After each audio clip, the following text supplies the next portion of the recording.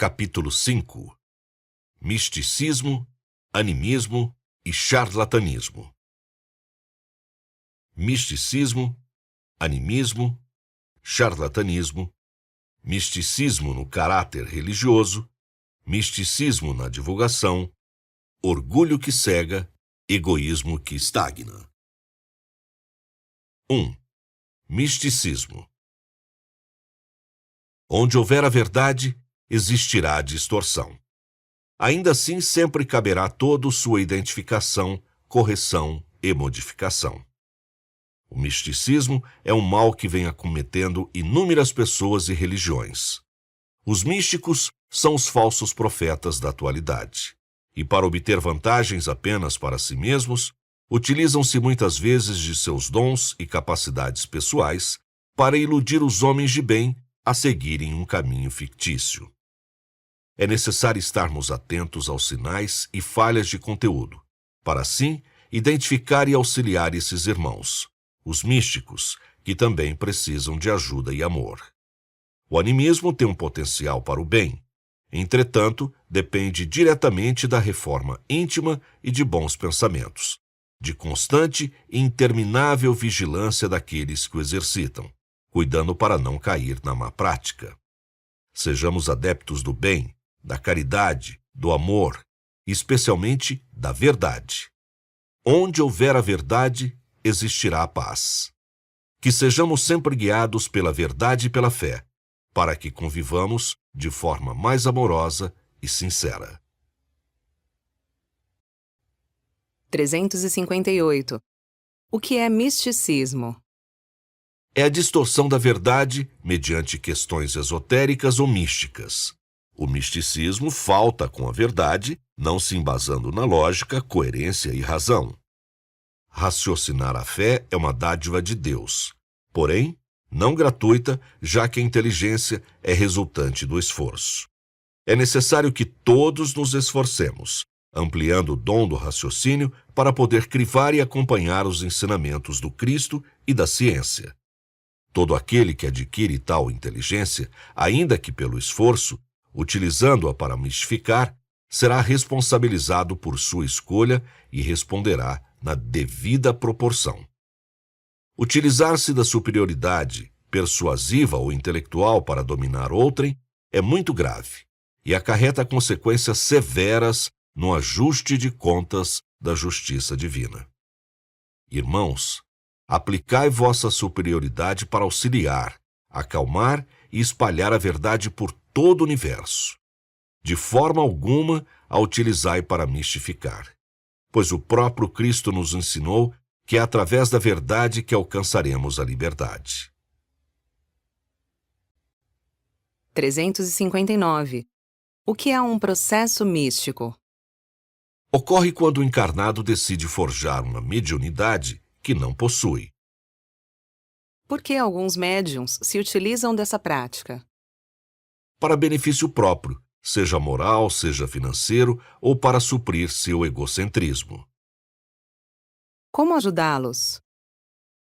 A verdade os libertará. É importante instruí-los através dos estudos para despertar neles a consciência de seus atos. Misticismo pode ser considerado um processo obsessivo? Não, misticismo é do próprio encarnado, e ele sim pode gerar processos obsessivos, através do seu livre-arbítrio. Mistificar é uma falta grave, pois além de prejudicar a evolução do próprio espírito, persuade os demais na tentativa de ter algum ganho financeiro, de ego ou de interesse carnal. Devemos vigiar o tempo todo para garantir que não estejamos buscando esse caminho. Infeliz aquele que mistifica, pois está iludindo a si mesmo e aos seus irmãos. Deus providenciou-nos o livre-arbítrio, para que pudéssemos utilizá-lo sabiamente. Esperamos que possais permanecer no caminho correto, fugindo das tentações levianas e passageiras, focados em vosso progresso moral. A responsabilidade da propagação. Além do misticismo e charlatanismo voluntários, existem os involuntários. Não é necessário que o charlatanismo e o misticismo involuntários estejam enraizados no subconsciente para ocorrer sua prática. Ela também acontece quando a pessoa, que não necessariamente precisa ser médium, compartilha de forma consciente informações recebidas sem previamente crivá-las. Nos tempos atuais, essa prática se torna mais comum com a globalização e suas ferramentas de propagação da informação. Irmãos, convidamo-los a filtrarem o conteúdo que recebem, checando sua autenticidade e veracidade, para que não repassem informações inverídicas. A mentira não propagada deixa de existir. Contudo, disseminada, torna-se uma pseudo-verdade. 360. Por que existem os mistificadores? Devido ao mau uso do livre-arbítrio e à falta de reforma moral. Utilizam-se de seus dons, acrescidos da fé existente em outras pessoas, para autopromoção, propagando a mentira. 361. Como o mistificador pode mudar sua atitude? Aceitando a verdade e realizando as reformas. Assim como uma criança aprende a enxergar a realidade, o mistificador pode libertar-se dessa prática, com muito esforço e dedicação. 362. Todo médium está sujeito a um processo místico? Todo ser humano está. Dependerá do livre-arbítrio se irá sucumbir ou não. Como evitar que isso ocorra? Mantendo uma boa conduta moral, controlando seus pensamentos e atitudes, bem como compreendendo as consequências que isso pode acarretar. 363. O médium será sempre responsável pelas atitudes inadequadas, palavras impróprias ou simulações de identidade feitas por um espírito na psicofonia? Sim, seja de forma direta, seja indireta. Quando é médium consciente ou semiconsciente, pode controlar suas palavras e atitudes. Quando é inconsciente, caso raro, pode adequar sua vida através de suas reformas íntimas, a fim de evitar a simpatia de espíritos inferiores, consequentemente aumentando sua proteção espiritual. O filtro sempre será a moral, que, uma vez estabelecida, permite que o médium esteja protegido de impulsos ofensivos e mistificadores. 364. Todos possuem certo grau de mediunidade e confundem a intuitiva com a ostensiva. Saber distingui-las nos auxilia a não mistificar? Não cair no misticismo independe do tipo de mediunidade que se possui. Enquanto a mediunidade intuitiva diz indiretamente o que deveria seguir, a ostensiva exprime isso de forma mais direta. O misticismo é uma escolha do encarnado e não depende de sua mediunidade. Mistificar é a escolha do caminho da mentira, a porta larga, é a busca de expandir vosso orgulho ou da obtenção de algum ganho, utilizando-vos da fé pura e sincera dos vossos irmãos. Para não cair no misticismo, o encarnado precisa renunciar aos pensamentos ruins e ser resistente às tentações e influências, tanto materiais quanto espirituais. A maior parte dos episódios de misticismo ocorre pela imitação. O médium busca a segurança ao comunicar-se através da observação e reprodução dos métodos de outros médiums, sustentando assim a mentira. Quando isso ocorre, é inundado de uma profunda angústia, pois sua consciência insiste em dizer que está no caminho errado. Mas ainda assim, ele persiste.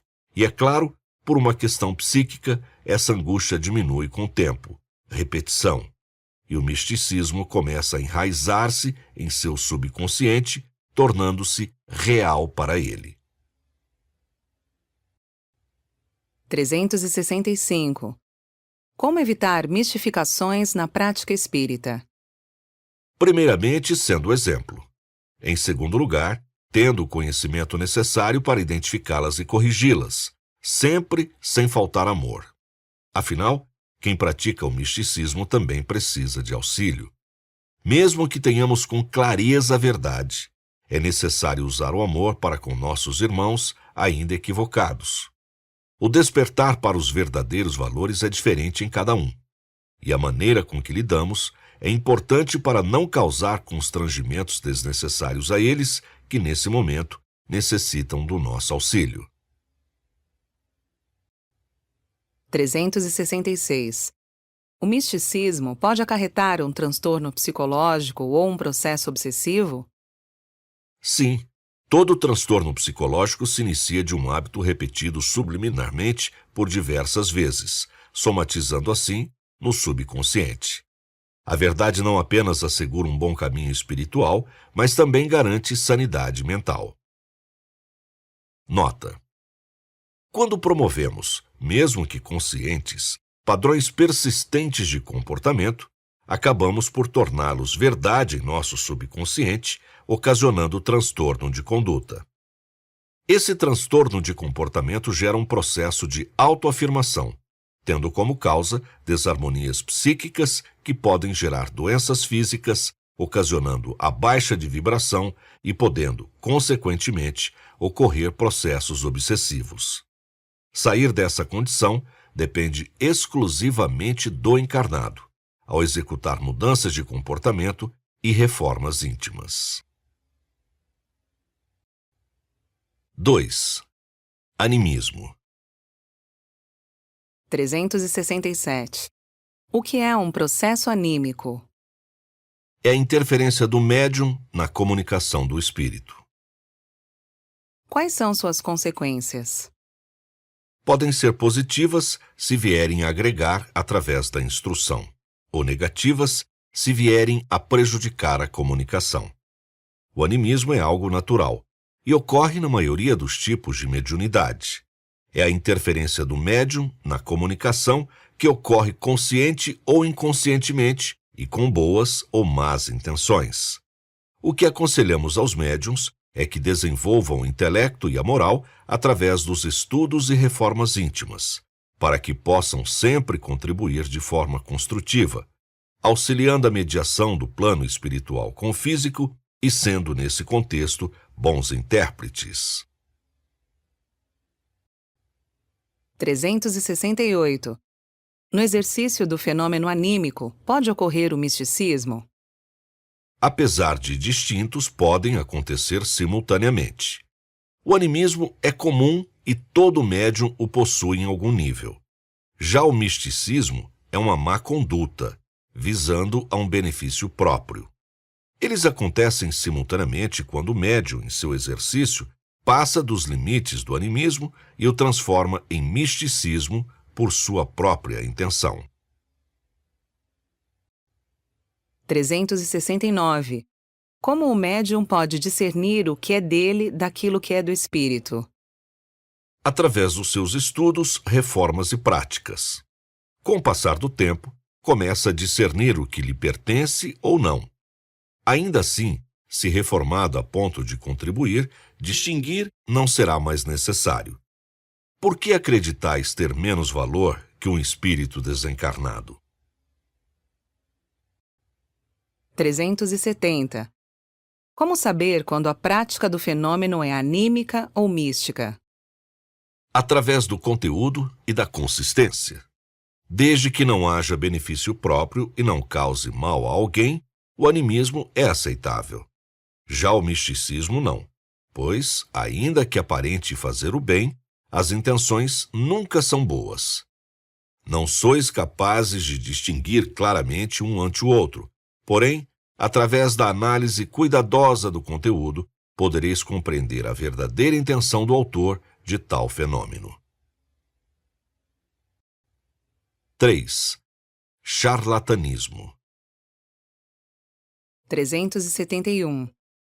Qual a diferença entre misticismo e charlatanismo?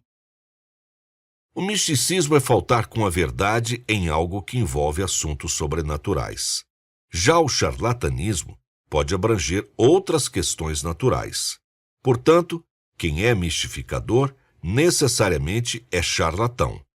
Entretanto, Nem todo charlatão é mistificador. Ambos estão equivocados. 372.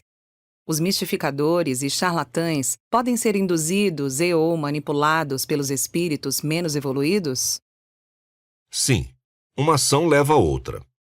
Todo ato que vos leva ao caminho errado, através de vossas intenções, atrai o que pensais e sentis. Todo processo de obsessão e manipulação por espíritos malfazejos acontece com vossa permissão. A energia fluídica que emanais atrai os que estão na mesma faixa vibracional. 4. Misticismo no caráter religioso. 373. O que é o misticismo no caráter religioso? É a utilização da fé para iludir ou enganar outros irmãos, assim buscando benefícios próprios. É uma falta grave, que será cobrada de forma proporcional ao equívoco cometido. O misticismo, em qualquer caráter, é prejudicial, mas no religioso é ainda mais grave. Utilizar-se da fé de um irmão para a autopromoção é fazer uso de um dos sentimentos mais puros em benefício próprio, e o que agrava ainda mais a situação é o mistificador ter consciência daquilo que está fazendo. Nossa mensagem é que nunca é tarde demais para arrependimentos. É possível mudar o modo de agir, pois ainda há tempo. Deus sabe as dificuldades de cada um, e através do seu amor, pode propiciar novas oportunidades e novos rumos. Instruam-se, modifiquem-se, desmistifiquem-se. 374. O misticismo pode levar à descrença religiosa? Não. O misticismo é uma escolha de alguns indivíduos que não anula a fé dos demais. Acreditar é impessoal, independente daquilo que os olhos podem ver ou das mágoas causadas pela manipulação. Mais importante do que causar a descrença religiosa é não se perder a crença em Deus. 375. Qual é o prejuízo que a prática do misticismo pode causar ao espiritismo? Confunde a crença dos que já o seguem e prejudica a adesão de novos seguidores. Todo misticismo ocasiona algumas consequências perceptíveis e muitas imperceptíveis. Por isso é importante entender que, na maioria das vezes, os resultados da mentira são desastrosos. Toda pequena falha moral que leva ao misticismo se reflete na fé dos que já se encontram em determinada crença e daqueles que pretendiam aderir a ela. Portanto, um pequeno erro hoje produzirá graves consequências amanhã. Nota: não é por acaso que Cristo vos ensinou que a verdade vos libertará. Estar alicerçado pela verdade é a melhor forma de prosseguir sem espalhar a dor. A mentira pode aparentar um conforto momentâneo, entretanto, é a soma de um fardo a ser carregado. 376. Qual o melhor meio de identificar o misticismo dentro da doutrina? Através do conteúdo, da coerência e principalmente da intenção. A propagação da doutrina, para ser verdadeira, tem por regra ser despretensiosa. Se houver algum tipo de benefício financeiro ou de ego, certamente será mistificação. 377. Qual a parcela de responsabilidade do dirigente de casa espírita por permitir que pessoas pratiquem o charlatanismo e ou misticismo?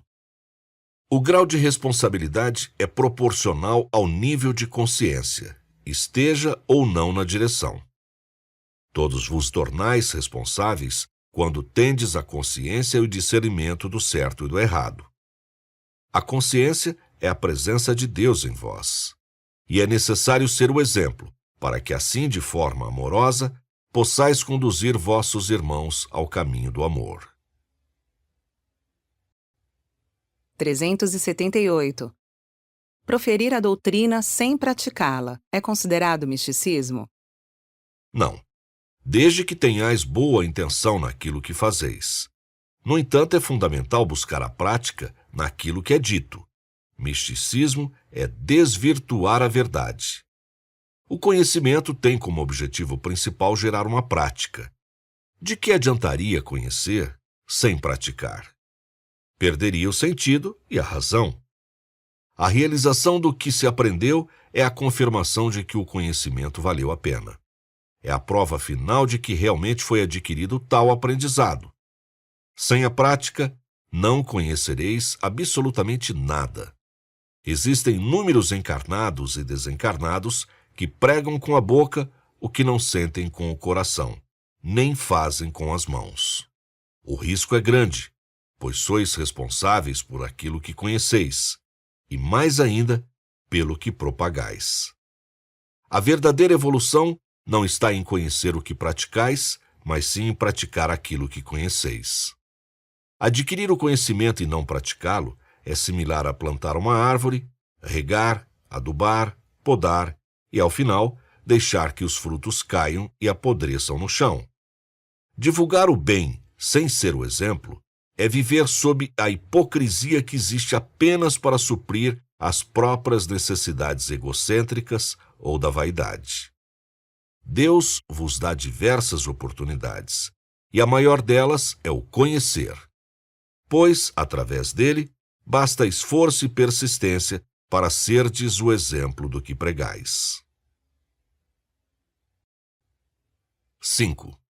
Misticismo na divulgação. 379.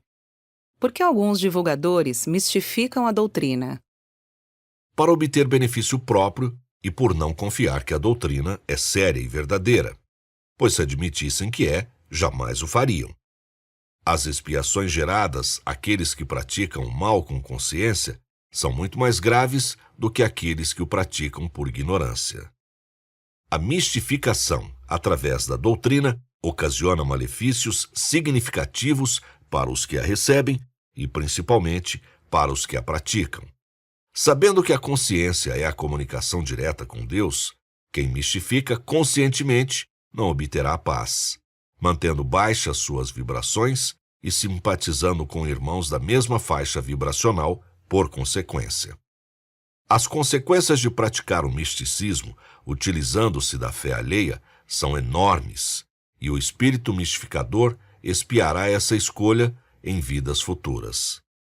A verdade sempre será o caminho apropriado no sentido da evolução. Deveis sempre optar por segui-la e buscá-la incansavelmente. 380. Consentir a mistificação por medo de ferir outrem é justificável? O consentimento é participação. Porém, mais importante do que ter razão para proibir é escolher a forma certa de instruir os irmãos sem machucá-los. O consentimento não é correto, mas não devemos pagar o mal com o mal.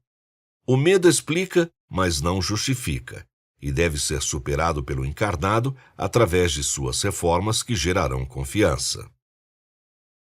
Nota: no sentido de não consentir, não participar, não ser conivente com a mistificação exercida por outrem, e, além disso, de encaminhar à instrução quem a pratica, concedamo-nos passar pelas seguintes apreciações. Primeiro exame, o da censura. Pergunto-me: eu mistifico? Se minha resposta for negativa, permito-me censurar outrem. Segundo exame, o do livre-arbítrio. Quero consentir a mistificação? Se não, então não pretendo aprová-la. Terceiro exame, o da participação. Desejo participar da mistificação? Se não, então não compartilho dela. Quarto exame, o do princípio moral, em se tratando de diferenciação entre o bem e o mal. É correto outrem deliberadamente mistificar? Se não, isso me demonstra que o bem é não mistificar e que o mal é mistificar. Quinto exame, o da consciência. Minha consciência me culpa se, por receio de magoar meu irmão, Sou condescendente com a mistificação? Se sim, se me acusa, minha consciência está mostrando o caminho correto. O rumo que me aproxima das leis de Deus. A direção do não consentimento. Sexto exame, o do conhecimento. É-me possível apontar ao mistificador o percurso dos estudos? Se sim, tenhamos em mente que a instrução desperta a consciência dos atos. 381. Por que, mesmo diante de tantos ensinamentos, ainda há aqueles que interpretam a doutrina de forma equívoca? As interpretações acontecem de acordo com a evolução de cada um. É importante que sejam distintas para que haja o debate, enriquecendo o aprendizado de todos. Ainda assim, os objetivos devem sempre ser os mesmos. Nota: a fé raciocinada dentro do conhecimento e das experiências vividas por nós leva-nos a analisar o mundo ao nosso redor de acordo com aquilo que possuímos. Nossa natureza humana nos conduz a erros. Estes fazem parte do aprendizado e propiciam suas consequências, tudo de acordo com a evolução. 382. O que leva os mistificadores a persuadirem tantas pessoas por longos períodos? A aceitação e a falta de vigília dos mistificados. Não há efeito sem causa, e não sereis iludidos se consultardes vossa consciência com a frequência adequada e sentirdes Deus falando convosco. Por que Deus permite que isso ocorra? Deus não interfere no vosso livre-arbítrio. Na verdade, Ele o criou para que pudesseis discernir entre o certo e o errado. Tudo vos é lícito, mas nem tudo vos convém. Nota: a permissão ou negação divina está em nossa consciência, sendo ela a reguladora de nossas ações, ou ao menos deveria ser. Sempre que há oportunidade, precisamos escolher.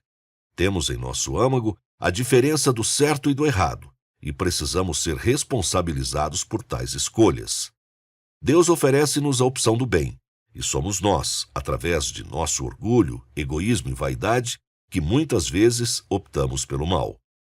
O livre-arbítrio é inalterável e, portanto, é a principal ferramenta que permite nossa evolução moral e intelectual. A cada nova encarnação, aprimoramos nosso conhecimento e, consequentemente, aprendemos a usá-lo de forma mais apropriada. Sejamos verdadeiros e sensatos em nossas escolhas, consultando a consciência e embasados na coerência. Assim, atingiremos o progresso. 383. Como proteger do misticismo e do charlatanismo a prática doutrinária? Não os sustentando e não os incentivando. O melhor combate à mentira é a busca da verdade, que consequentemente vem através do conhecimento. Nota: antes de olhar para o outro, é imprescindível analisar a si próprio. Não podemos combater aquilo que ainda possuímos. É necessário que sejamos o exemplo daquilo que pretendemos mudar. O exemplo não é a melhor forma de ensinar, é a única. 6. Orgulho que cega, egoísmo que estagna. Conforme mencionado nas obras básicas diversas vezes, o orgulho e o egoísmo são os dois maiores freios da humanidade. De modo avassalador, o orgulho ofusca a fé, faz-nos incapazes de enxergar as grandes oportunidades que a encarnação nos contempla e nos causa cegueira imensurável e nociva. Desprovermos-nos do orgulho não é uma tarefa simples. Exige grandes reformas e, dentre elas, o despertar da verdadeira humildade. A boa nova é que o orgulho não é eterno. No momento em que nos desprendemos de nossa vaidade e visualizamos nossa pequena participação no progresso universal, torna-se lógico e racional que não somos capazes de dominar plenamente a verdade. Portanto, todos os dias temos muito a aprender e obteremos infinitamente conteúdo para evoluir. Quantas vezes em nossas encarnações As oportunidades batem à nossa porta e as desperdiçamos por causa do orgulho? Pensamos que nossa inteligência, acanhada e visão curta são capazes de enxergar além de nossos semelhantes e nos isolamos em nosso conhecimento, limitado. Devido ao orgulho, muitas vezes fazemos-nos superiores ao próximo, tornando-nos pessoas com visões imutáveis. A dificuldade do espírito em encarar mudanças é uma realidade que todos já enfrentaram ou enfrentarão em seu longo processo de evolução. O tempo que levará para que cada um de nós possa despir-se do orgulho é variável e proporcional ao esforço empenhado. O egoísmo elimina o amor. Não podemos confundir egoísmo com amor próprio. O egoísta é incapaz de desenvolver o amor despretensioso e praticar a caridade sincera. Assim, o orgulho é temporário, e conforme formos progredindo, iremos, mais cedo ou mais tarde, nos despir dele. Jesus ensinou-nos, através do exemplo, a importância de abandonar nossa forma de enxergarmos apenas a nós mesmos e não buscar somente benefícios próprios. Exemplificou-nos que o amor ao próximo nos faz evoluir e que, apesar de sermos seres individuais, somos todos irmãos aos olhos de Deus.